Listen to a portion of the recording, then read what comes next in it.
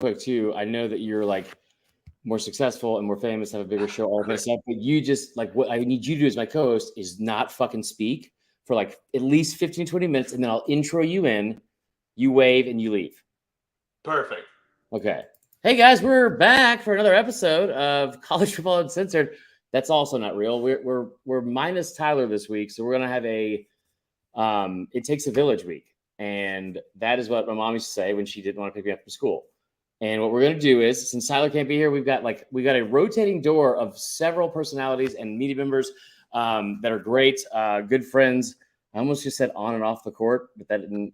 I don't know why. Introduce yourself, man. Oh man, what's up? Look, on and off the court, Chris. You know what time it is. Now I'm Jake Crane. Run one of the hosts of Crane and Company. Was the J Boy Show, and then went over to the Daily Wire, so we're the sports show for them. But we're on YouTube every morning. Well, every weekday morning. I mean, I don't know if I can handle every morning from 6:30 to 8 a.m. Central, 7:30 to 9 Eastern. I don't know what that is Mountain Time. That's why I don't live in the mountains. But yeah, man, we have a good time. Yeah, you guys do a great job, man. Y'all do too, man. I did not realize when you had me on there this week. You want to come on in the morning? And I was like, as soon as you said it, I knew you meant a different time than what I was comfortable with. And I was for sure. Because like I don't have to get up early at all. So I'm like my day is like later. And so I was like, I should have asked this question. And then I was like, I probably should ask if I should shower, but then I'm gonna be held like responsible if I have to shower. So that's why I was like huddled up in the camera like that. Well, I mean, you just look like you were locked in. I mean, where it really gets funny is when we have people, from the West Coast. Like we had Gary Sheffield Jr. on, who's over there in Arizona. So it's really, really early for those guys. But man, we're gonna have you on again in the morning. You did good coming back for an encore performance. I can't wait. We got we have like this has been like a kind of a fun, busier than expected time in April because we have March Madness, you have the Masters, you have it's like one of the best times in sports in general. I haven't watched the second of the NBA playoffs really after the playing round, and I've heard I've just missed like fucking just incredible TV, incredible theater. I haven't seen any of the Stanley Cup yet. I'm not going to DVR it, but I mean, I'm also behind on Ted Lasso, so it's like I got to get caught up on all this shit. Priorities, man, priorities. I'll say this, man. I think the main story when it comes to NBA is just the injuries. I mean, Ja's out, Giannis is out. I mean, you go down the list. There's a lot of not just key players, but big-time superstars that are out right now. I know the Grizzlies are playing the Lakers as we speak. They were leading last time I came up here. And then in the NHL, man, I love the NHL playoffs. I went to my first NHL game a couple years ago and fell in love with it when I went to see it. And now that I really understand it, I enjoy it more. It's amazing. Yeah. It's amazing how much fun it is when you know the rules. See, I never even attempted to. I just yell out skate. And then one of my best friends, he's from St. Louis, so we would vote for the Blues together. And it's so much fun. Like playoff hockey is it's the fucking best. But it's also like he tried to explain I don't understand any of it. And there's also way too many consonants in those names too, because everyone's from the what do you call it? I don't know what I'm trying to say. I'm very tired. Kazakhstan. Kazakhstan. Anytime a country has a G and a Z back to back, like fuck off, man. That's it. Yeah, I don't trust you. I'll be the first one to tell you that. You have there's no trust there. There's no big trust built there. Somebody's gonna have to clip that for sure. You came with a lot of expectations. You do a great job, like I said.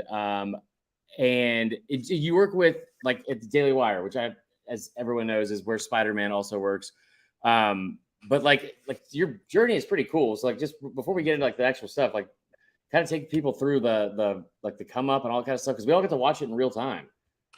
Yeah, man, I'm convinced I'm in a coma. I don't think any of this is real. I'm just going to wake up at some point. They're going to be like, man, you got hit by a semi-truck. You've been – famous still the national champ.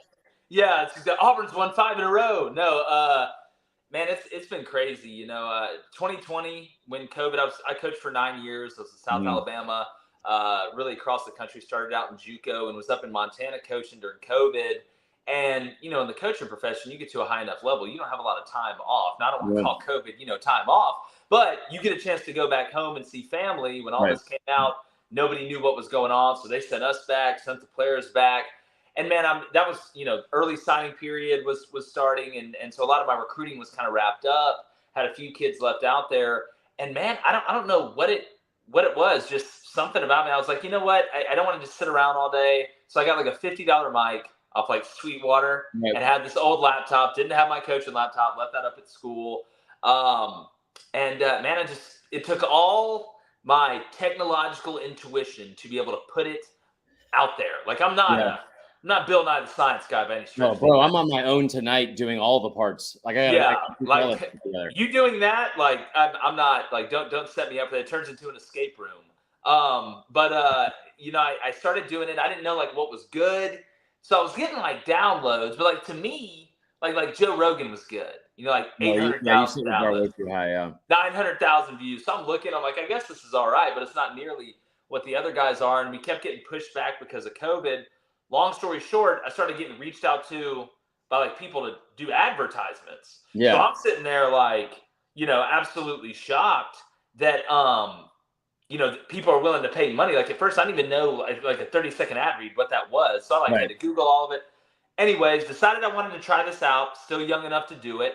The Believe Network reached out to me, started with them. I was just doing audio at the time. So I had some investors in Atlanta reach out to me and they're like, hey, we want to put you on video. We want to move you to Atlanta, pay you and put you on video. So I was like, all right, sweet. So I went and did that. At the Hall of Fame. At first it was in a Melts in Atlanta in Buckhead. They had this, big space. And so we were doing it from there. And then Colin Cowherd emailed us and was like, hey, I got this Volume Podcast Network. Would you guys like to be the college football show? So when Colin Cowherd calls you and asks you to be the college football show, go ahead. Here's what I wanted to bring that up for a specific reason, because I don't know if you know this, but I was texting you from the SDS account when that happened, and I was out in Oregon. That's right. And this is when all the wheels started to go in motion when the engagement got broken up. So I was out in Oregon with her, and I remember saying, I was like, hold on, I got to text this guy real quick, see if he'll come on the podcast because he's blowing up. And you responded, and we're already bickering, and you responded I could tell you were just so genuinely happy. You're like, dude, Colin Cowherd just texted me. I'm like, I don't fucking care. Okay, cool. Then afterwards I felt so bad because I was so short about it. But then so you went there so we signed this contract with the Volume Podcast Network for 6 months. And so doing really well. And when they reached out to us, they're like, we want to talk about pushing this thing forward and signing you a year deal, whatever it is. So we start talking about that. So I'm technically a free agent. And then Ben Shapiro DMs me on Twitter and is like, hey man, I'm listening to this. This is really good. And I was just I still got the DMs. I was like, thanks, dog. I don't know what you say back then. Yeah, I think I did. I was like, thanks, man. Regardless of what you think about him. No. I'm sure, I'm sure that he's a different person than everyone thinks they know. Oh, dude, he's so cool. I know people say, "Oh, well, you work over." I'm just telling you, sports junkie, sports junkie. And does a great job. And talked with him and ended up going up there, man. And we've been up here a year now, and it's been fantastic. And it's been a ton of fun. And we get to say, what we want, and we don't, we don't make everything political. We don't go out of our way to find political things. We talk sports old school, but when it intersects, when it talks about men and women's sports and things like that, obviously I'm going to talk about it. NIL to people is political, but it's such a big part of the game. You got to talk about it. So we've had a bunch of different people on, man. It's been great. I love working there, and they've been nothing but great to me and my fiance and Blaine and Cone. So very fortunate. I'm very happy for all the success and all that kind of stuff, and hopefully I'm sure there's more to come. Yeah, I think that the thing is, there's a story I wanted to tell before you leave, and I'll wait till the end to tell it, but about that specifically. But yeah, it's just a weird time. I was talking to somebody today, and I was having what I thought was a calm conversation over text about this stupid fucking Auburn, Missouri back and forth that was going on Twitter, which I don't know why those two teams are ever comparing themselves. It just, if you're trying to figure out who's going to be the fifth member of the fucking Backstreet Boys, that's what you're doing right there. You're or maybe even an alternate. I don't know. Yeah. Look, Vandy's got to do something. Yeah. It was just the whole, and I think Tom Hart's even said that Mizzou is just Vandy with a fake ID. Pretty spot on. That sounds exactly like something Tom Hart would say. That is absolutely hilarious. But on the same hand, Marler, they've been in the SEC championship twice. I know some other teams that have been in the SEC for a while that hadn't been in the SEC championship twice. So yeah, or once. Yeah, or once. That's exactly right. You know exactly what I'm talking about. I will always defend Mizzou, and more than anything, I hate the lame cliche low hanging fruit argument, and it's like, well, they don't they're nowhere near in the Southeast. Like, true, but I hate when people shit on Mizzou because it's like, what do you want them to do? Do you think have you ever talked to their fans around an SEC game? It's fucking hilarious. I really, man, to be honest with you, I don't think I've ever been to a game where Missouri was playing. I don't think I ever have. But I will say this, Chris, while I'm thinking about it. I'm not a conspiracy theory guy, but for a while there, I thought that Villanova wasn't a real place. I thought it was just the South Harmon Institute of Technology that just had really great basketball players. Yeah. I was like, I've never met anybody that has went to Villanova, that is a Villanova fan, or even knows where this place is. So when we went to the Final Four, I was taking pictures with Villanova fans, it's real. Oh my God, it's actually real. So no, man, it's that was kind of my Villanova deal. If you're talking about Missouri, I have never been to a game where Missouri's been playing. See, their fans are it's a smart school. It's a just inherently smart school. So their fans are hilarious because they came into the SEC with this whole mindset of these fucking assholes are going to be such dicks to us, and we're coming here from this higher institution of learning, and we're all pretty well educated, and we also know football. We care about football. We care about sports. We're big basketball school.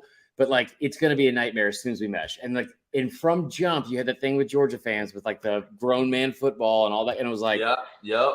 Anyway. But no, I was talking to somebody today, and it was funny because I think that at times sports can be worse than politics for people. Oh yeah. Because I always said it's the same, but there are people, and this is going to shock you. There are people who don't like me, which I always have a hard time. I don't believe you. It's me. It's mainly me. Why are you talking about your parents on here? I thought you said you could stay away from that.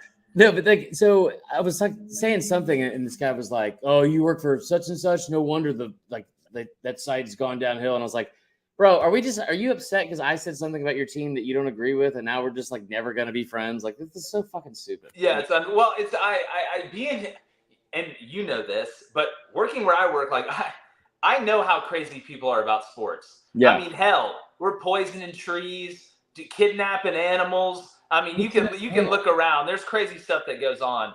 And then I see the political angle, with the other people that work at the Daily Wire. So it's sometimes it's firing on both cylinders, man.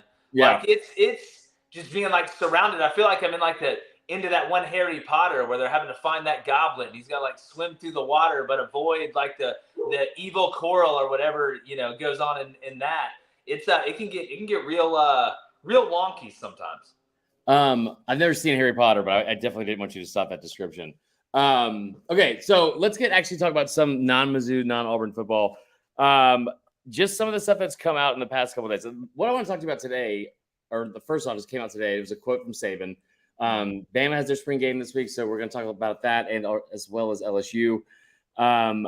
The quote that he came out with today, I don't know what it was, what event it was at, but it's an interview. He's hanging out, it seemed like it's a pretty casual, relaxed thing. I think golf was involved. And he said something about there's someone that has we've got it, they've beaten us, or they've I don't remember the exact quote, but it was basically along the lines of, we have to go try and take that back. And people were very upset that Nick Saban was talking about Georgia and had their name in his mouth at all. I don't know. I don't think it's a big deal because I don't think Saban gives a shit, right? But at the same time, I don't think what he said at any point was a lie. I think that he's fully aware of the scope of college football and where it's at right now and the landscape of it. And he's not at the top. I think he fully gets that. And he's just trying to figure out what was your takeaway from that? Well, he's right. I mean, when you look at the overall landscape of college football, I mean, for a long time, it was Alabama is the top dog. When you look at Alabama, they are physically superior and deeper than most teams. It's not just your first 11. Hell, it's not even your first 22. No. I mean, it's really your first 45, your first 50. That's how you rock and roll with it. I mean, when I forgot who he had on, it may have been Pollock, but he was talking about how Kirby Smart, when they were playing Alabama in the first SEC championship, when the teams were walking out for media day or whatever, it was man, look at it's Georgia has some huge guys, but Alabama is just massive all the way through. And Kirby was that's where we got to get to. But when it comes, and this is the worst thing for everybody else in college football, I'll be honest with you, Chris, I'll make no bones about it. I'm from Auburn. Father played there. I mean, I'm an Auburn fan. We're all fans of somebody. And I told people 2 years ago, I was like, I'm just going to tell you something. As much as this pains me to say, the worst thing for everybody else in college football is for Alabama to lose to Georgia and to slip for a little bit, because it's going to keep nicking the game 5 years longer. All right, this man, I would have rather you win it. I would have rather you won it by 150,000 points and rode off into the sunset, new commissioner Nick Saban of the Death Star Empire. Then now he's pissed, okay? Now he's pissed because he wants to go out dominating, right? Because what's the best compliment I can give Nick Saban is the hair. Outside of the hair and face, obviously, we know the rules here, is that he is the most malleable, dominant coach I've ever seen. Right. His ability to adjust, not only schematically, not only to pace, not only to, different personnel groupings, formations, the way you go about it, but the way he's able to, with NIL, transfer portal. I mean, Chris, I remember when he was complaining about hurry up, no huddle. He didn't like it. But what did he do? He didn't sit there with his hands in his face and said, we're just going to run it. He went and got Lane Kiffin. So the man is very malleable, and he does not want to be taken down, and he doesn't want to go out unless he's on top. And that's who I think he is. So, and here's the only thing that I've been saying this, and I haven't used this example, but this would be the concern if you're being like honest with yourself, because when he said that today, my first thought was like, let's fucking go. Like let's get back to basics. Let's get back to like the way you used to play football. Like, I don't want to hear anything about Tyler Steen starting at fucking left tackle. Like, let's run the fucking ball. Let's be tough, like in the trenches, all that kind of stuff. And even if they are, I don't know if they're still gonna be good enough to beat Georgia, because it's kind of like even though this is a totally different sport, it's a totally different example. But like as you get older, like you saw with Pujols. Remember how Pujols used to just be like this incredible, like stoic presence of the plate, and just he looked like everything was so effortless. And then as he got older, he was still hitting home runs because he was like sitting around forever trying to get like 600, but he got like older and slower and fatter and all that kind of shit. And it's like sometimes you watch this, like, not deterioration is like a bit of like an aggressive word, but you just kind of lose it. And like, you're not going to ever be able to get back to where your prime was. I don't like Saban can be pissed all he wants, and he can be motivated, because I know he is. He was probably pissed last year and the year before that too. I don't know if it's going to matter because of what Kirby's building. And honestly, you take a step outside of Kirby, and I'm not worried about Heupel as much, but I'm not worried about it. Yeah, the way I look at it is like this, and the Pujols example is a good one. I will say the difference is Pujols was having to play it, Nick Saban's coaching it. So what I think we've seen is, Kirby Smart is one of Nick's biggest proteges, right? Yeah. And he's had many of them. Kirby's not the first. You can go down the litany of a huge list of coaches that have been his protege, going back all the way to Jimbo Fisher, and even before that, Will Muschamp, all that stuff. Yeah. But it seems like Kirby is the first one who got the secret recipe from Saban and found out a way to not only replicate it, but maybe make it a little bit better. Maybe add a little more sugar to it. And a place like Georgia, this, is one of the few what I call golden egg destinations. Perfect. If you go and get the mix right in Georgia, you can not only win, you can beat people's ass on the regular. Because I will say this till the day I die, Chris, because I recruited the state. Per capita, there is not a state that it has more talented players in the big three sports, basketball, baseball, and football, than the state of Georgia. And to be honest with you, I don't know if it's even close. So he harnessed that energy, got that infinity gauntlet on, added a few of those infinity stones, and stuck his hand out and said, hey, Brock Bowers, show him what it's about. Just snapped his fingers, and all of a sudden careers got made. So I say it all the time as a joke. I think, but I don't, like, part of me is starting to wonder if it's true, is like, sometimes I wonder if Kirby is just doing shit to like challenge himself. Like, you know what? Fuck it. I'm going to start Stetson. I'm going to start Lad McConkey at receiver. Like, I'm like, well, you could say the same thing about Jimbo. How the hell do you look at Haynes King and Max Johnson and go, yeah, Haynes King, definitely the guy? Like, it's years in a row. Now with Kirby, look at the personnel he has. It must be fun. It must be great to be like, hey guys, look, the most important person on Georgia's in their whole organization, well, the two most important people is the pilot and the bus driver. Right. If those guys do their jobs right now, Georgia's going to be fine. Yeah, I think, and we talked about that last week in the episode there. And because I think that they would have to be the favorite, there's no other way about it.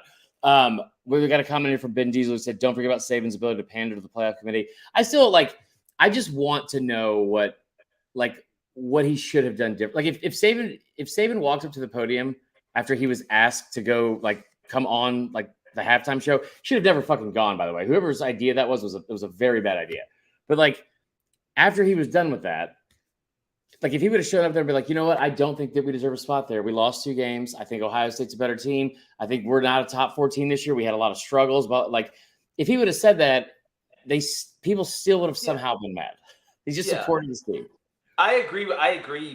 But again, we say that number one, what's he supposed to do when he goes? He goes on there for recruiting. You understand? All of this is about recruiting. I mean, the genius of Nick Saban's spring game on ESPN, like things like that. It's all for recruiting to the point. And this, I know guys that have coached with him that are very tight with him. This is how this man is. Do you want to know why before Alabama games, when they show the starting lineups, why all the Alabama players are always in suits and they're smiling? Because every year when they take those pictures, Nick Saban stands there and makes sure every one of them smiles. Because if they're smiling, they look happy. And they know that recruits' mamas and grandmothers and fathers are watching that. And you know what they say? Oh, my goodness. Look how happy those guys look. I want you to be happy. 5-star defensive end that's going to be a first or second round pick in the NFL. It's that in depth. So I would have done the same thing. It's politicking, man. Like that's what it is. I think he's going to catch flack no matter what happens. But no, I think that's part of what it was. But here's something. I did a deep dive last night, and the results that I came up with was not what I was intending to do at all. Did you end up on OnlyFans again? Always on OnlyFans. I keep that on me. No, so this was like I was looking at some stuff from Vegas, and I'm because I made this point the other day kind of offhand because I saw one of the lines, and I know you guys talk about gambling on your show, and we obviously do as well. And so like one thing about Bama that has always made me laugh and like in this like very kind of like almost boastful way is you've seen them play undefeated teams. You've seen them play on the road. You've seen them like. They're always favored. They've only not been favored, I think, 5 times in the last like 12 or 13 years. I think almost every time it was to Georgia. But like in the last couple of seasons, we've talked a lot about how like they've kind of fallen off at times and in different like key positions, and it's almost in a way that people can't quite put their finger on it. Yeah. But I think Vegas yesterday, when I was looking at some of the lines that were released in their Game of the Year lines from FanDuel, Vegas may have just be telling all of us what the truth is and what like we've been thinking we know. And I think they might have just outed the fact that like maybe the dynasty is dead because the deep dive I did was strictly on the point spreads. Because if you've seen the last 2 years, Alabama struggle, especially in like late in games. Over the past 5 years, hold on, let me pull this up because I texted this to one of my friends at like 5 a.m. and she was not thrilled. So this is just at home. And the reason I brought this up is because there's 4 games that they have already released with the line attached to them for Bama. And it's A&M, which is on the road, but then Texas, LSU, and Tennessee. Those 3 are at home. And I'll get to what the lines were later, but that's why I was so surprised. So you look at the last 5 years, and yes, for Bama, they've had 32 games at home, right? 21 of those games against the SEC. The average point spread over the last 5 years has been over 29 points. 29 points. Now, this is just home games, okay? The numbers are staggering, okay? Listen to this. So it's been over 25 points, 29 points. In SEC games, it's been 25.4 exactly over the last 5 years. Like That's so dominant, Chris. Oh my God. They've had 32 home games. Only twice have they been favored by less than by single digits at home, and it was the LSU, and then it was also against Georgia in 2020. Of those 32 games, 28 of the 32, they were favored by 20 points or more. And in, I think only 4 of them, they were less than 2 touchdowns. There was entire seasons they played, I think even in 2020, when there was no one that was within a 17-point favorite in the regular season. Yeah, and I bet they covered. Yeah, I bet they covered most of them. But except for the last 2 years. And so the last 2 years, I thought this was really interesting because I was like, Bama still won. They were 11-1 the regular season a couple years back, 10-2 this year. You remember that November when they had like that Tennessee game was closer than I even want to admit, like 2 years back. You almost lose. You should have lost LSU. You almost lose Arkansas. Alabama in the month of November over the last 2 seasons combined is 1-6-1 against the spread. The only time they've covered is against New Mexico State. And hell, that game didn't start out great, if I remember correctly. But they were favored by 20 points or more against LSU, Arkansas, and Auburn, and they won. Go ahead. Well, one of the reasons I think we've seen this, and I talk about this all the time, like Alabama goes on that run, and they dominated in a way that we haven't seen a college team dominate in a while because they were so much better than everybody up front.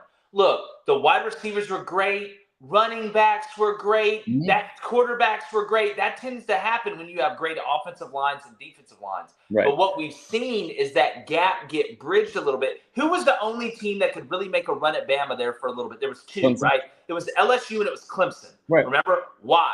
Well, Clemson, they jumped up because they started getting the guys up front. And like I talked about on the front end, it's the depth. It's the guys you can roll in there after the third quarter or by game 8 to be able to still get after the pass or a block. So doing that has bridged the gap. Or if that hadn't have happened, I bet that dominance would have been exactly the same because Alabama, and I swear it started with Andre Smith. I think that was the guy that really started it out. And then just from there on, it was just a shower of humongous guys moving people. Well, I think so. And the thing too with Clemson is I remember being out in San Francisco or wherever the fuck it was for that national championship and saying like on the Facebook Live for the game that like I was like Clemson's going to win this game because the way they're built up front, it's not just they have great dudes that they're built differently. But so going back to this is why I think that Bama could possibly be in trouble as much as I don't want to admit it because Vegas is never wrong. Vegas is never wrong. So 1-6-1 in the month of November over the last 2 seasons. You've seen like in the previous 4 years before last year, there was only I think like a handful of times they were favored by less than 2 touchdowns, and it would be games like like top 5 opponents and shit like that, like on the road in Death Valley, and they somehow won like 29-0. The 2021 November when they were favored by 20 plus points in all 3 of those games, they won all 3 of them by single digits, like and 2 of them by 2 points, and those are teams that had losing records as well. So now you look at this year. And you go on the road at Tennessee, and you're favored by less than 10 points, you lose. Next time you're favored by less than 10 points or by less than 2 touchdowns, LSU, you lose outright. You go on the road against Ole Miss, same situation. You like escape a very close like potential loss. Alabama in the month of November, especially when they got to close it out, like anytime they have been favored by less than 2 touchdowns, especially if they are playing a team that is ranked or has like an offense, the teams that we've seen them struggle with, which seems to be like just good teams at this point, right? They have not only struggled to cover the spread, they have lost outright 4 of those games out of the 7. I'm gonna be honest with you. I think you may have cracked the code, man. I mean, like, are you doing this from Bletchley Park? Like, where is like this is unbelievably impressive. None of it makes me happy, and I'm fucking mad. Like as soon as I'm reading all of it, I was like, because now they come out with the four games I mentioned earlier for this year. Yeah. All 4 have come out. All 4, Alabama is a less than 10-point favorite at home for the first time in the Saban era, or in a long time in the Saban era. And so I'm just pardon me, Chris. I know Vegas is always right. If you want to know who has the time machine, it's those guys. Congrats. Yeah. But part of me just really wants to go the other way on that and say, why do I throw the bag? But again, Jalen Milroe, Ty Simpson, I know we're going to get into it. That's the part that new quarterback. I know Jalen had some experience against Arkansas, but it's a different animal when you're the guy. That's true. Listen, I know you got to get out of here because it's it took up 30 minutes of your time. I did want to say one story real quick, for our listeners, because I thought this is something I'm very appreciative of, and also it makes me like happy when I think about it. So a lot of you know that like I say it on here all the time. I'm pretty liberal with a lot of stuff. Like Jake and I don't have the same kind of politics. We still don't necessarily. And this summer, somehow we got it. Not somehow. I picked a fight with you on Twitter and overreacted something horribly. And I immediately like just fucking lashed out and said this whole thing. And I'm like firing off this tweet, and I was so mad. And I was mad at you, and probably because like just shit was going on in my life and like not the best way. And like you're a human being. But also like we just like I was like putting it all on like the politics and shit. And I saw this yesterday from 2 of the most unlikable people to a lot is Stephen A. Smith and Clay Travis getting together to talk. Yeah. And they caught some sort of flack. And I remember sitting there thinking after I lashed out at you over nothing, I was like, I need to apologize to this guy. Like he probably didn't care, but I need to apologize. So I sent you a DM and apologized to you. And I just kind of expected to never hear from you again. And like a couple like hours later, I think you responded. You're like, "Hey, I really appreciate that." And we had just calm discourse like adults. And it's been one of the most, I feel it's like one of the more prouder moments I've had as like an adult and appreciative moments I've had as an adult. Because like we can have different views and still like be friends, talk football, all the shit.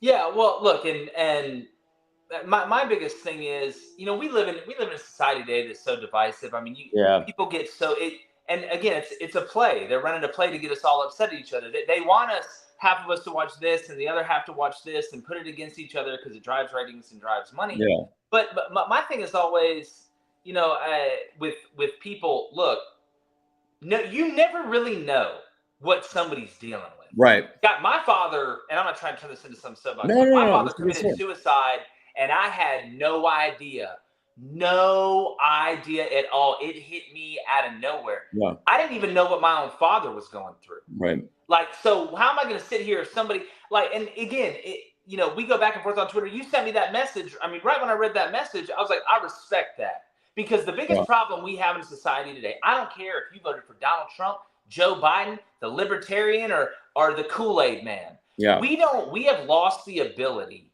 to actually have good dissent and arguments. And when you lose that, you lose progress. Right. You lose compromise. You lose everything that has gotten us to where we are. One of the reasons America's been a superpower so long, we're the most competitive people on the planet.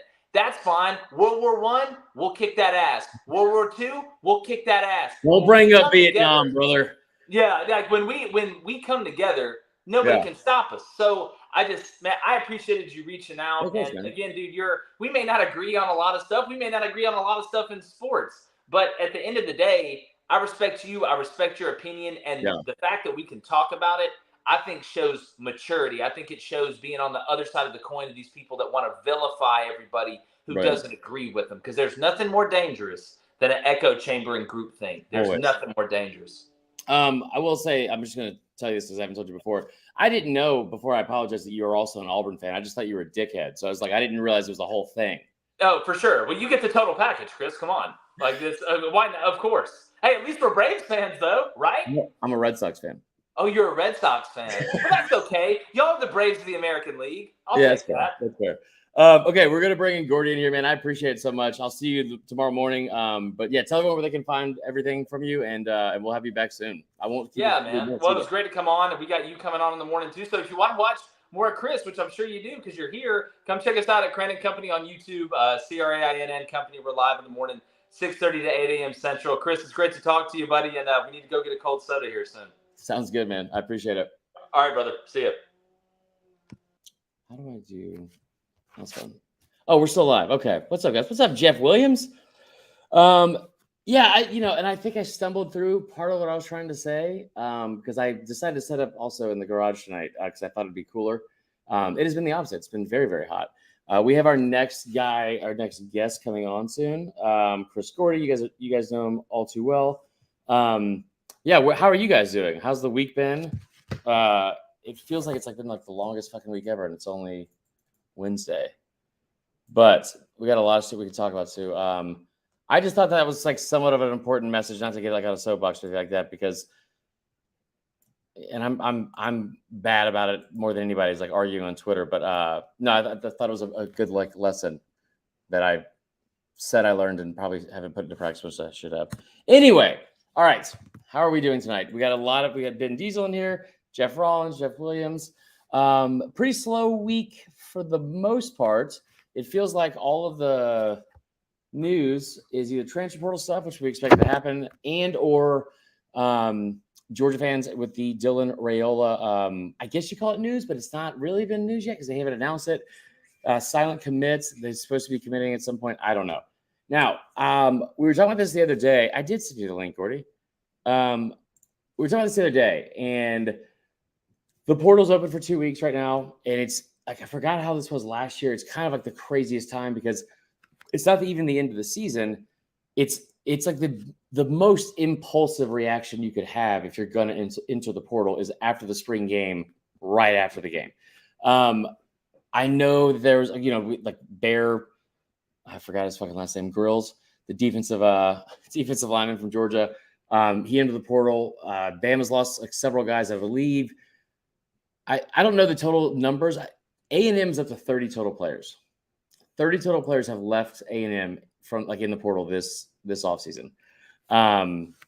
So I don't know how big of a concern it could be at this point, because I think that the writing is usually on the wall. There's going to be some surprises, but like if you've noticed too, a lot of times like the names that enter the portal, for the most part, aren't names that we're super familiar with, right? But I was wondering why Georgia fans were kind of like, I thought, overreacting to it, and I forgot you guys didn't have a single player leave in the portal last year. What else? I saw somebody put this in the comments. The FPI rankings have come out. We're gonna talk about this with Gordy. And also, like, did you guys understand the betting thing? Because I worked really hard at trying to just say those words, and so they made sense. I sent it to Connor, asked him for help. It was so much information, and none of it was good. Tremaine Burton. So ESPN came out. We'll wait till Gordy comes in here and to get into like the nitty gritty of it. But I also did a pretty quick deep dive on the FPI, because every year we fall for the same thing. I don't even know like what to compare to. It's like maybe it's like Peeps, or like just people still eat fruitcake, I guess. Like for me, I know that fruitcake is bad. Like I know it's bad, so I just avoid fruitcake. Every year I do the same thing and avoid fruitcake. Every year, you guys should avoid fruitcake. By fruitcake, I mean the ESPN FPI rankings, because they are absolutely fucking meaningless, and they're terrible. So I did a little collection of some stats and data of their all-time worst predictions. Because if you thought this year's was bad, last year's was even worse, and the year before that was worse than that. What's up, Gordy? Hey, what's up? You got me? Yeah. I don't like hosting. I'm doing everything. Like a stay-at-home mom right now. It's the worst. Yeah. I mean, you started like 30 minutes late. It's all good. Right on time. I told him we were going to do 10 or 15 minutes. I looked up, it was at 28 minutes. And we didn't even talk about anything. You started talking about America. Y'all didn't get into swimmers and stuff? I'm not going to get into the swimmer thing, because I think that my opinion is right about the swimmer. And I don't know if it's going to, I don't want to lose my liberal street cred or card. You know, man. I want to say one thing about this thing. If you finish 406th in one specific division in 1 year, and then you not only come back and win the entire division, 406th. I used to do a joke on stage about this when my mom like sent me this like box. It was called Christopher's Box of Accomplishments. Like after I like got done with college, she labeled it that, and I was like, "What the fuck?" First thing that I pulled out of there was like a fuchsia brown ribbon for 14th place. Shout out to the people that have to come up with a color scheme after first through third place, because it's not great. And there's like 14th place for swimming, and I was like, there's like significantly less than 14 lanes in a pool. 406th to first, and not only first, but the 9 seconds off the world record. I just feel like it's not fair. That's our show. Yeah, did you ever see the movie Joanna Man? It's a good one. It's also kind of weird, like how many of those movies there were, and we just thought were funny. Oh yeah, there was a classic teen movie from the 80s where a white kid pretended to be black, and like that does not survive today. So times changed for the better, Marler. Yeah, that's fair. No, so anyway, we were talking about like the FPI stuff, and I know you saw it. Like, I would say the FPI is very serviceable for somebody in our job, because if I'm trying to look up strength of schedule rankings, trying to look up like, the percentage chances, like just from like a content standpoint that I can post and people be interested in, and it gives you like some sort of tangible info you can look at, right? It's good for that. Do you remember a couple of years ago when Mississippi State started out in the top 10? Yeah. Auburn has started out in the top 11 both the last 2 seasons. Yeah, I mean, if you brought me on to talk FPI, you picked the wrong person, because I think all this stuff is stupid. Like, when you have to explain what it is, and I can't just know. Well, you take the data and you like run it through a machine, and then it's just so stupid. It's like based on how many starters we got back, and how and again, those things are always so skewed, because like just because you have starters back doesn't mean they were good. I didn't know that until last year. I've been quoting that fucking stat forever, and finally you and Cole Kubelik were like, By the way, I think actually it was you. You're like, just because they're back doesn't mean they're worth a shit. I was like, all right, well. It's just always, it's one of the biggest misnomers, particularly on the offensive line. Mm-hmm. Like, did you watch A&M last year? Their offensive line stunk.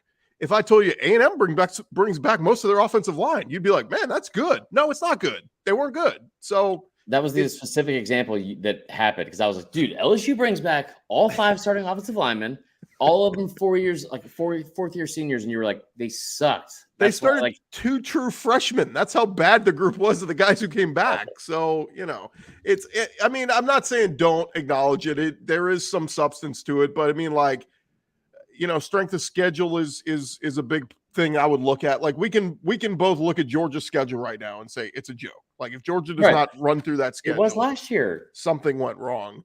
But they were in the 50s last year. But all the other stuff, the advanced metrics and all that stuff, I don't know, man. I'm an eye test guy. Look at what did this team look like. That's why I watched 8 spring games over the weekend.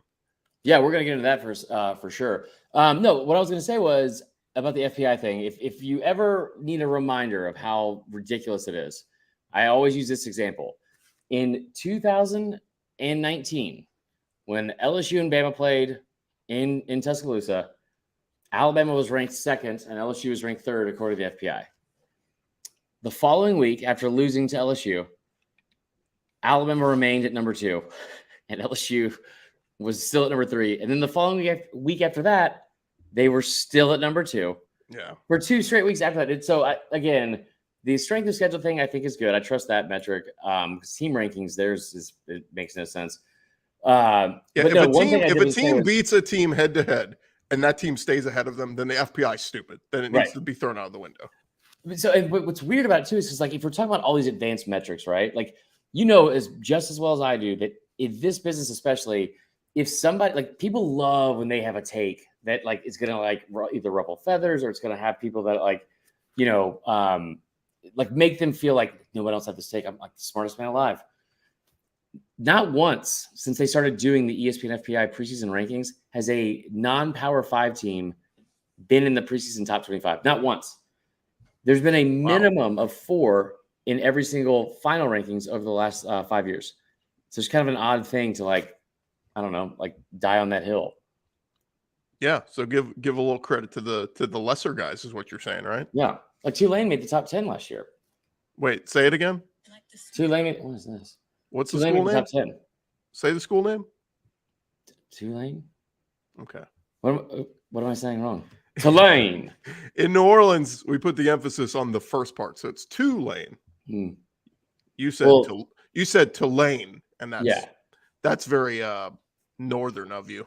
In New Orleans, for me, I put the emphasis on blacking out within 30 minutes of being there and losing my life. So we have different. Most people do. I had somebody tell me the other day, they're like, we went to New Orleans the other day. Man, Bourbon Street smells. I say, hey, man, the locals aren't the ones vomiting.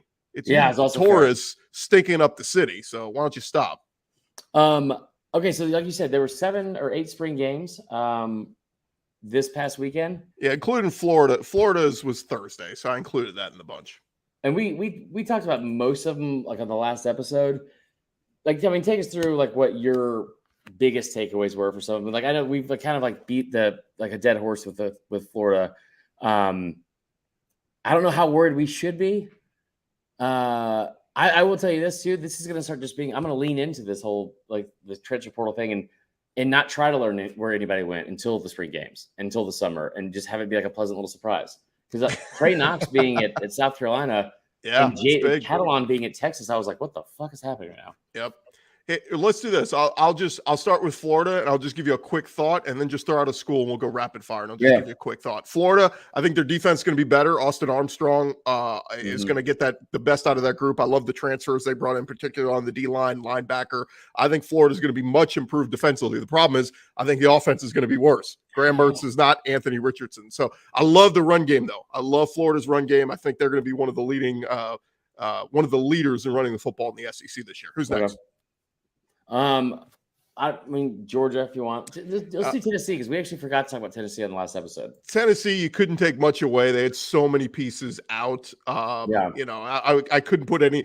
I saw some people like Joe Milton went 3 and out. Like, you can't put any stock into that. But I will say this, like what we saw from Milton, and I like Joe Milton. I think he's going to be good. Aaron Murray today said, he's the most talented quarterback in the country. Like, let's pump the brakes a little bit. My biggest concern with Joe Milton is that he thinks he has to be Hendon Hooker 2.0. Right. Just be Joe Milton. Do what Joe Milton's supposed to do. We can't don't put any more pressure on him than needs to be. Right. But I like the little young running backs that they had. Deshaun Bishop looked really good. And these aren't even the starters. Like they're Jabari Small and Jalen Wright were out. So yeah. And then we didn't see any of the receivers, right? Brew McCoy's out, like all those guys. So couldn't take any sweeping takeaways from Tennessee. Who's next? It didn't stop me from doing it on Twitter. Let's see who's next. Georgia. Carolina. You mentioned Georgia, right? Yeah, we can talk about Georgia's fine. Well, I was just gonna say, like, Kirby, you're wasting everybody's time. Name Carson Beck the starter. Like, is he not named him yet? He's obviously the starter. Yeah, well, right, but they're gonna draw this thing out because teams like, what's the point in naming a starter in April? Like, you don't have to. But Carson Beck, clearly the best. Yeah. Carson Beck, I think, is more talented than Stetson Bennett. I didn't say better yet, but I think he's. When it all bears out, I wouldn't be surprised if his numbers at the end of the year are comparable to Stetson, particularly the schedule they play. I think Beck's going to set the world on fire. I think Carson Beck will be in New York for the Heisman ceremony. Who's next? Shit. I mean, so like, and honestly, like when you first said it, like he's more talented, I feel like some people in the audience will probably like, yeah, no shit, man. Like, because like that's the perception of Stetson is that he's a walk-on, not as talented. I bring it up all the time. We had Herbstreit on here. That's the first thing he said was like his arm talent is better than JT Daniels at the time. The Carson Beck thing, in my opinion, I thought was over the moment they announced like what time G-Day was and put together a little fucking flyer. And it was just one player on the whole graphic, and it was just Carson Beck. And I remember I was like saying this to somebody, I was like, it kind of feels a little bit like he's telling us something. They're like, he's just trying to support his senior quarterback. He knows that like he cares about his seniors. I'm like, tell me a time in the past that Kirby has cared about his senior quarterbacks. Yeah, and they're going to play the best guy. And unless Brock set the world on fire, and he was good. Him and Gunnar Stockton both showed promise, but like Carson Beck was just lights out. Yeah, agreed. South Carolina? Yeah, South Carolina. Yeah, Trey Knox is going to be a beast. I think he's going to be one of the best weapons in the SEC. Juice Wells is back at South Carolina. He looked good. The offensive line, I'm still worried about South Carolina's offensive line. They brought in some new pieces. But they have got to protect, and they got to run the football better. Yeah. I know that they've had like an exodus of running backs in recent years, but they've got to be balanced. But if we get the Spencer Rattler that played down the stretch of last year out of the gates this year, they're going to pull some upsets. Shane Beamer is coming. Yeah, I mean, I think like the offensive line definitely concerns me. Have you seen the news about Jordan Birch, by the way? No, what happened? Because, he left and went to Oregon. Right. And like most people that have ever visited Oregon or met anybody from that state, he did not like it in the long run. And so he chose to, he said like, apparently he wants to come back. He thinks he made a mistake. So now there's like this weird, very vocal, like, should we take him back? It's like, wow. I wish they would handle it like in the same way that like girls handle it, like at a bar, like, no, like Stacey, stop it. Like, do not fucking talk to Jordan. We don't want him back. We don't want him back. Yeah, that's interesting. They do need some edge rush. I mean, that's a big glaring weakness for South Carolina. I think besides if it weren't for Kentucky last year, it would have been even more glaring for how bad that offensive line was. So they've got to get better up front. Ole Miss, I gotta just tickled watching Pete Golding go out there and just lean into his prime. This is where we talk about, it's an install. It's an install process, and we're still installing. That's what they're still installing the defense. In fact, we don't even have part one of the installing yet. That's what I would say about Pete Golding. Because, the defense look.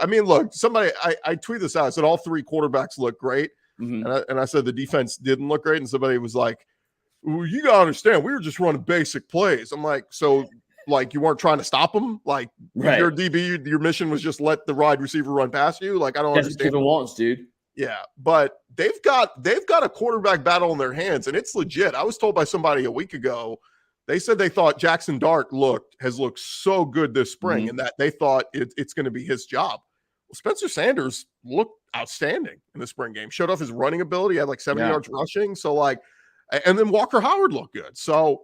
I don't know what they're going to do here. I doubt Like, do we really think all 3 guys are going to be on the roster come September? It would be such I just never understood why Spencer Sanders went there in the first place as like a multi-year starter in a Power 5 like system, especially like Oklahoma State.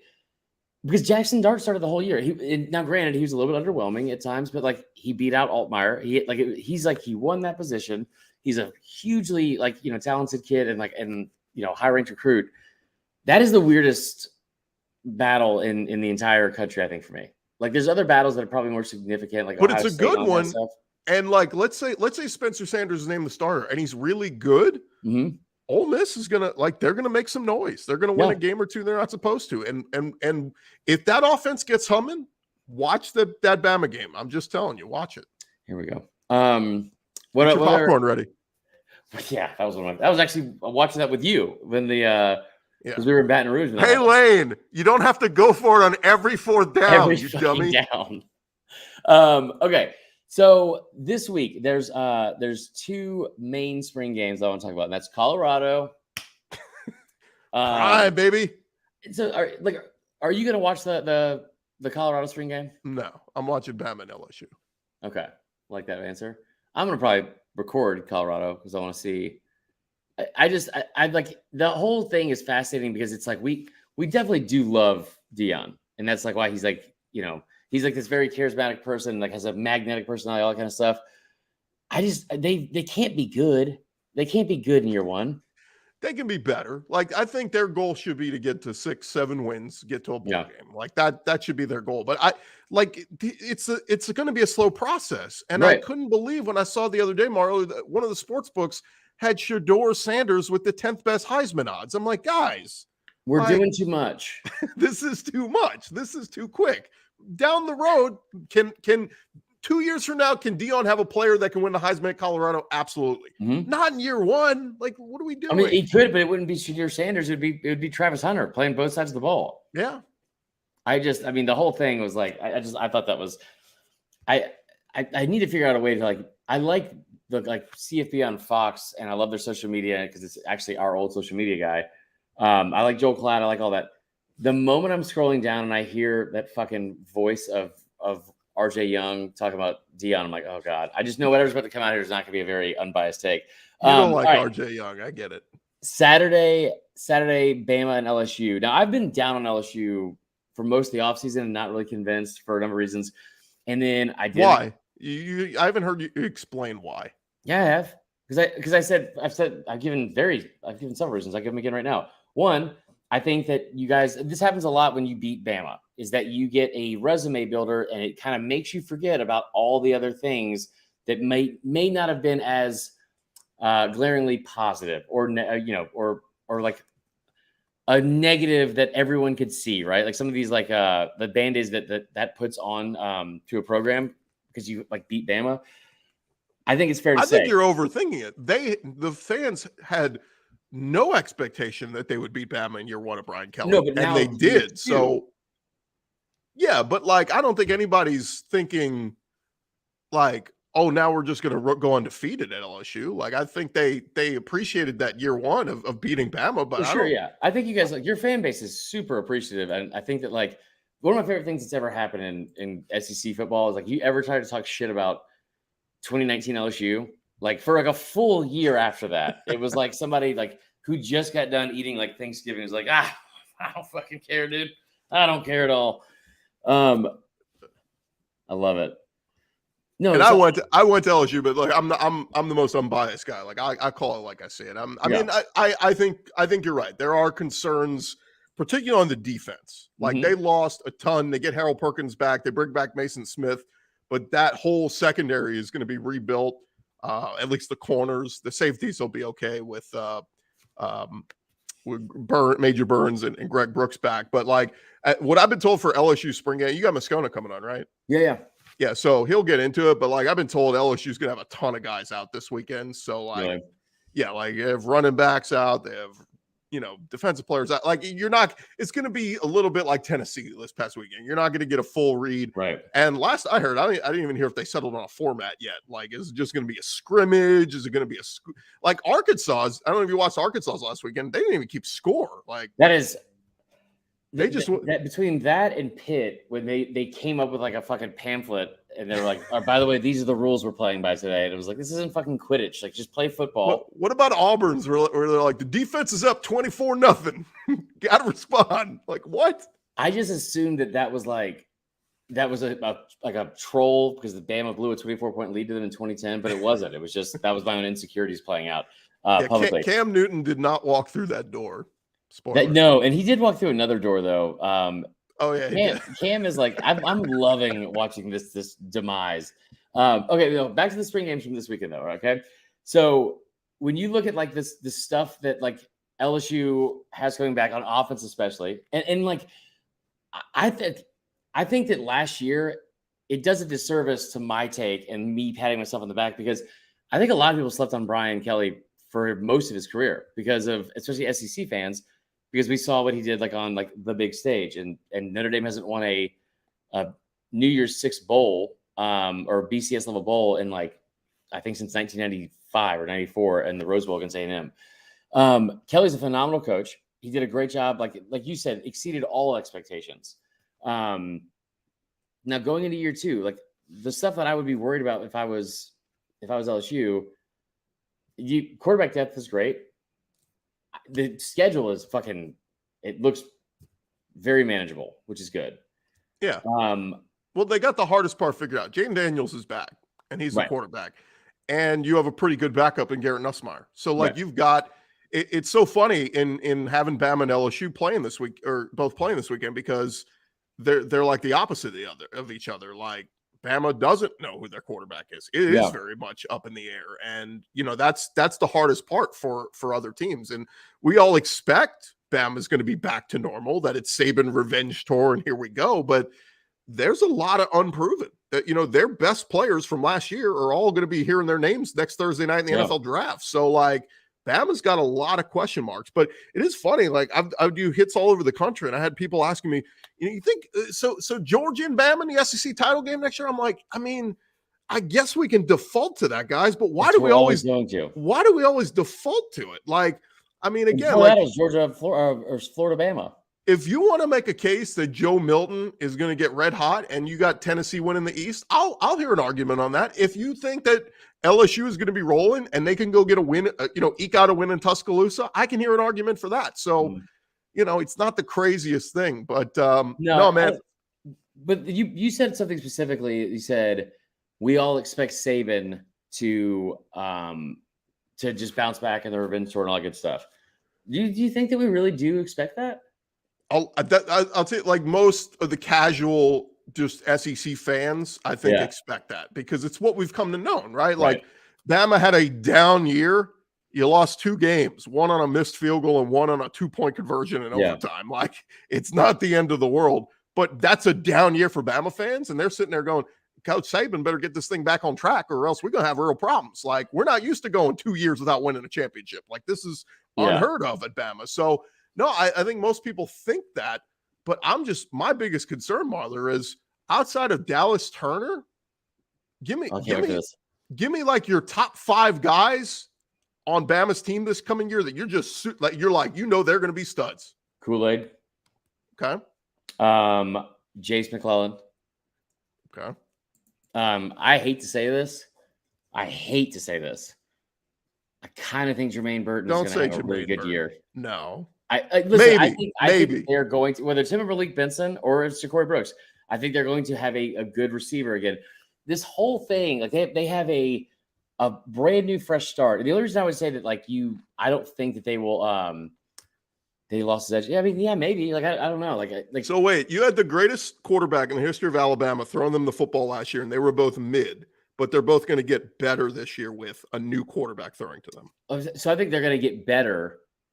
Because you can do that as like with time, practice, all sorts of different things. And also, a new quarterback where you don't even know who your starter is 4 months out from the season. This is why I asked you if you actually meant what you said about like the Saban thing. Because so here's the thing, like the rumors that we're starting to hear down from like I was on Feinbaum today and all that kind of shit was humble brag. No, I wasn't on it. I'm saying I was watching it. Oh, okay. Yeah. Like a peasant. And dude, somebody called yesterday from a fucking hospital. Like they were in the hospital. And she was like, "Hey, Paul, and she's like trying to tell the story, and it was so. She was like, "He's like, are you in the hospital? Like, are you like?" She's like, "Yeah." Well, I walked out to the waiting room, and then like at some point something happened where it got super uncomfortable, and she did like what like all Southern women do. They just like want to get the phone. She was like, "Okay, I'm gonna let you go. I'm gonna let you go, Paul," and then like just dipped out. Anyway, I think that the quarterback thing is. I've said it over and over. There's going to be some drop off because of like the people you had before it. The greatest quarterback in the history of Alabama. It's okay to say that about which one? Bryce Young. Okay, and before that, you had the greatest season. The only Heisman Trophy winner in the history of the program. And I think that like he was able to mask so many different things. He's also able to mask a lot of stuff that like I don't think will be in play with like a new OC, with like a new like. I think that Bama's going to get back to a different style of football. And I also think the fact that, like, I know people don't want to hear this. We make the joke about the receivers being hurt in the national championship game. The running back situation you had where you had 3 guys out with torn ACLs by the time you get to the end of the year. So you had like that's the only reason Brian Robinson got so many carries.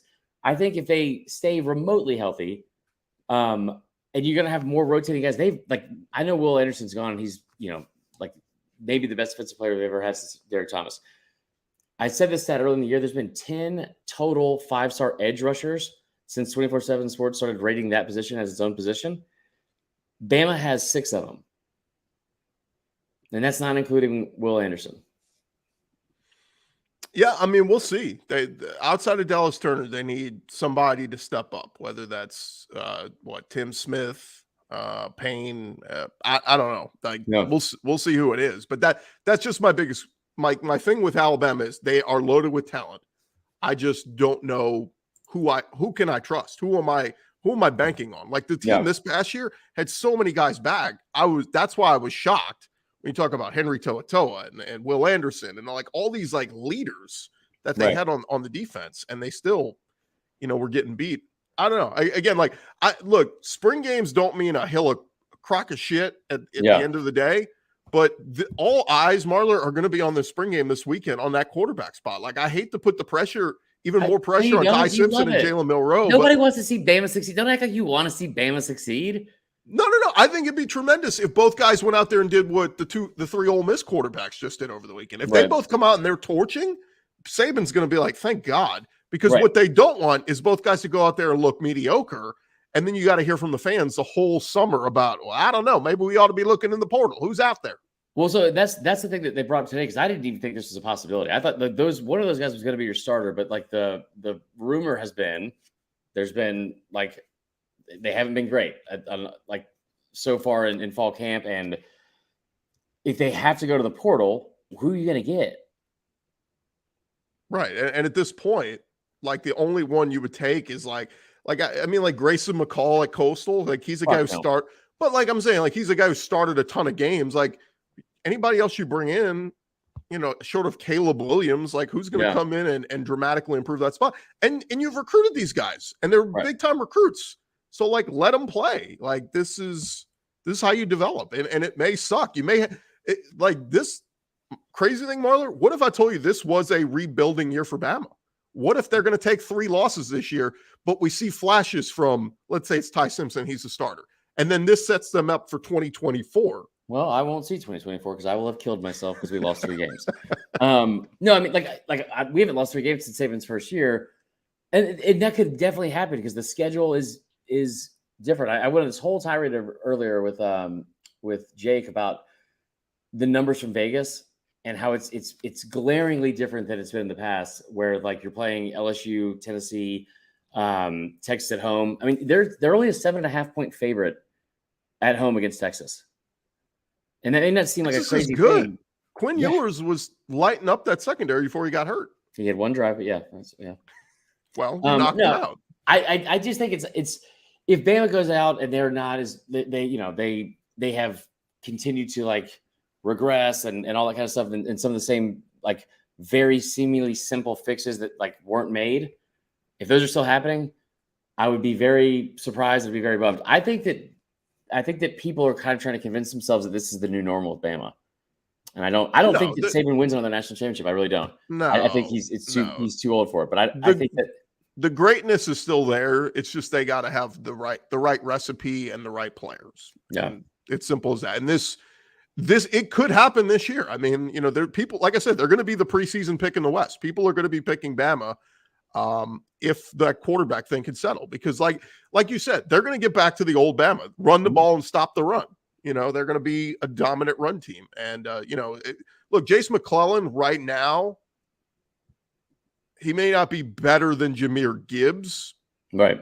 Like overall as a player, but he could have a really big year rushing the football. Jahmyr Gibbs was a unique talent. Like he was better catching the football and all that, but like McClellan could be that workhorse of getting back to the old Mark Ingram, Trent Richardson days. Well, and you got Justice Haynes and a couple other guys like that as well. I mean, they got like the roster obviously is always loaded, but it's like I think that they not just having a chip on their shoulder. I think that like not having to the expectations that were probably on just Bryce and Will. It seemed like it would like the shadow that casted like over the entire team. It never seemed like it just like okay, the 2014 Bama team with like Blake Sims and like this ragtag group of misfits, like they're still high ranked recruits and all that kind of shit. You have Amari Cooper, but at the same time, like no one ever thought they should be there, and they lose early. That's the team that won at LSU on the pass to Yeldon. No, that was 2012. That was the other time I ripped your heart out. This is when you guys had a 3-point lead with 50 seconds left, and they panned that kid in the crowd, and he was like, 50 seconds, no timeouts. We'll see. And you guys kicked it out of bounds, and then we had to kick a field goal to tie it up. Anyway, but like I will say, like the prove it thing. One of the main things I've said why I've not sold on LSU is, I mean, you've watched it. When's the last time they've beaten Bama back-to-back years? Well, they've been more competitive in Tuscaloosa in recent years than they have in Baton Rouge. So always, yeah. So there's that. 2 years ago when Coach O was like, "It's my swan song, baby. They fired me already." He went in there and he played a hell, and then he was cheering that they played a close student section. That they played a close game. He's like, "Come on that line, baby." That was one of the most surreal things I've ever watched, because I was watching it and everyone was reacting, like saying that's what he was doing. I was like, no, like he's a lot of things. He's not doing that. That's crazy. That's a crazy thing to do. And then they pan the camera back to him and he's like holding up L's, like, fuck you guys. He was dead man walking. He's like, no, like, because nobody expected him to win. I want to say they were like 20-point underdogs. It was something. You were 29.5. Yeah. And they kept it close. And I want to say the D line was Glenn Logan. Somebody on the D line just demolished Alabama's offensive line. Again. You want to hear a crazy stat? This is what I was telling Jake about the Vegas thing. So Bama's only been they've played 32 home games the last 5 years. They've only been favored by a touchdown or less. They've been favored in all of them, but they've only been favored by a touchdown or less in just two of them: 2019 LSU and 2020 Georgia. There's been, I think, 13 total games where they've been favored by 2 touchdowns or less during, just in general during that time, out of all the games they played. And it usually, it's like Auburn and 2 is out or some shit like that, or Clemson or LSU, like 2019 LSU. It's very rare to have Bama be a single-digit favorite with Vegas setting the line. And all 4 games that have come out so far, they are a single-digit favorite. But in the month of November of the last 2 years, in the month of November, they have been an average favorite of 26.7 points in every game. Right, they're 1-6 against the spread in games against the SEC, and they lost. I think it's like 4 of those games outright. Or I'm sorry, they lost 2 of those games outright, but 4 of them were by single digits or less. Well, that's just Vegas. Vegas is always going to give Bama the benefit of the doubt, so they're always going to put the lines bigger than 29.5, and Bama won by 6. Arkansas 20.5, they won by 7. Auburn 22, they won by 2. And in the next year, same shit. Well, I'll say this: if you're already looking ahead to this coming season, the lines will change. Why are you ruining the deep dive I did? It's just what's that? Don't ruin the deep dive I did. It felt like it wasn't that necessary at all afterwards. The lines will change. If let's say Ty Simpson comes out Saturday and it's 2 plays, touchdown, bomb for a touchdown. Milroe comes out. All the lines are going to move heavily in Bama's favor for the season. And it sounds stupid to do that off of a spring game, but I just think there's huge question marks there. If both those quarterbacks go and look good in the spring game, it'll bring back all the confidence in Bama. Yeah, I will admit, and we'll get you out of here. I'll admit that it never even occurred to me that one of those guys would be bad, let alone both of them. It's a real possibility. Yeah. But look, like the spring game, I just go back to like the takeaways we have. We'll get to the season and we'll look back and it won't mean anything. Like, right. Do you remember who like really stood out in the spring game last year and I got all excited about? Him? Well, that was 2 years ago. Yeah. This past year was Kobe Prentice. I was like, man, Kobe Prentice is going to be a monster. He was like 6th in receiving on the team. Like he was good, but he wasn't like, he looked like a star that spring game last year. So it is what it is. You take it with a grain of salt. That's fair. That's fair. All right. Well, this pessimistic attitude has really got me fired up for the spring games. I know I hijacked most of your evening. I appreciate you coming on. I got to do, I think Moscana's coming on at is it Moscona? Scona. Shit. Scone. Like you eat a scone? He already corrected. I don't eat scones. You're not getting all the stuff. There's too much waste. All the shavings falling off. It's ridiculous. You could never live in New York. You live on scones and bagels. That's what they do. I would never want to live in New York, ever. Everyone's so mean to you. And that whole thing about like, you can make it here. Like, I don't want to make it here. I want you to tell me that I'm pretty and I'm funny. That's it. That's all I want to hear from you guys. Tell me I look less fat than I do. Let me plug real quick. I got an interview with TJ Finley this week for the Auburn quarterback, and a really good kid. I wish him the best. We'll see what happens with his future, but he's on track to graduate in June, so probably going to transfer.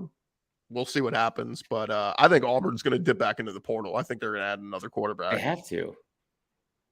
You don't trust Robbie Ashford? I mean, well, like I didn't even know Finley was still on the team. Yeah, he's fine. It's good backup. Yeah. He outplayed. I mean, he had him in line to beat Bama a year ago. You don't remember that? Did he have him in line? Did he have him in line? Yeah, and then Tank Bigsby stepped out of bounds. He went rogue, yeah. No, he also beat Georgia State too. I don't like hosting by myself or having to be the one that's organized because we've somehow done an hour and 15 minutes of I don't even know what. I think it's just me convincing and not convincing myself that Bama's going to be good or not good. Anyway. Plug the pod. Let them know where they can find you. Yeah, just Locked On SEC wherever you get your podcast. Tomorrow on the show, we'll actually have Tavius Robinson, the former defensive end at Ole Miss. If you remember, he blew up in that game against Kentucky, sacking Will Levis's ass left and right. So we'll talk with Tavius Robinson about that. Will Levis, like, you think he goes number 2? We'll talk again before that, but not on air. So, like, no. Okay. I think it's Bryce Young 1 to the Panthers, Will Anderson 2 to the Texans, and back-to-back Bama picks. Yeah, that's gonna actually kind of feel like a slap in the face at this point. But yeah, I think you're probably right. So, and then we'll look back on it as the good old days of Bama, back when they used to get players drafted 1 and 2. I'll tell you what, you keep talking this shit. This is the last thing I'm going to say. I'm going to close out with this. I've been trying to not say this all offseason, and we'll be Brooks and done as soon as I'm finished saying this. So many little things that could happen that like just don't let Saban come in here and beat Brian Kelly's ass like they've done to LSU at times. I know they played him close, but he's don't let him what? He's supposed to. What are you talking about? Yeah, but so don't let that happen. Don't let him go don't let him go 11-1 or even undefeated in the SC West and that gauntlet and beat Texas and all that kind of shit. But more than anything, do you have any idea this? Like, I don't think it's going to happen, but I just want you to close your eyes and imagine this world if it does. You go into Atlanta and you have Georgia and Bama playing for the 6th time between Kirby Smart and Nick Saban. 4 of the previous 5 have gone one certain way. So if Saban, he'll be an underdog again. If he comes in there and he beats Kirby again, and, not all of those games were close, that entire narrative we've built up about how Kirby has passed him and all that kind of shit and all the beating our chest and like burning down Twitter, all that goes away. And you go right back into this fucking fetal position of insecurity because how many times it's happened and you had your heart ripped out in that building. Bama fans, you thrive on people saying the Bama dynasty's dead. You just like, oh yeah, wait till we show you. Don't even wait start. till we I got show no you. Disrespect. I've said it. I said it on this podcast tonight. Like I don't need people to tell me Bama's not good because we're gonna go beat them by 30 anyway. Don't let people write our obituary. All right, you heard me. You know what happened last time? That somebody did. Dan Wolken wrote one out in fucking USA Today, and they won the national championship. Clay Travis, I think, said that the Bama dynasty was dead. No, he said Saban was a libtard cuck. Well, it's been a pleasure. I don't believe you for some reason, but I appreciate you coming on. Tell Skona I said hi. I will. We're gonna end the live broadcast, guys. But make sure you check out everything on social media this weekend, and we will see you next Monday.